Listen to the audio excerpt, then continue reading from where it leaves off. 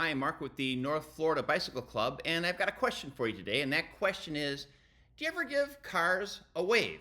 And here's what I mean by that. I was listening to a podcast, probably a year and a half ago, and the cyclist on the podcast was saying that anecdotally, he feels like that when there's a car behind them and he reaches up and gives them a little wave, that those cars tend to go a little bit more around him. He finds that people are more courteous. And that's not a study, that's his anecdotal evidence that that's what happens. So I've been trying to do that since that podcast. I don't generally do it if I'm in a bike lane, but when you're on those roads where there's no shoulder, narrow shoulder, cars have to get around you. If I'm in the back of the pace line or if I'm riding alone, I will try and give the wave. And I will tell you, anecdotally, I feel like they do give me a little bit more room.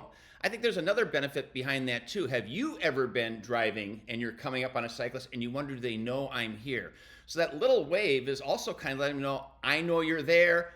You know that I'm here. I think the wave maybe makes you more visible. You might think, well, how can you be more visible? You're on a bike, you're moving, but that bike is pretty solid, the same movement over and over again. That hand going up and wave is a little bit different. So I try and do that. So anyway, as I said, my question for you is, when you've got a car behind you, do you give them a wave?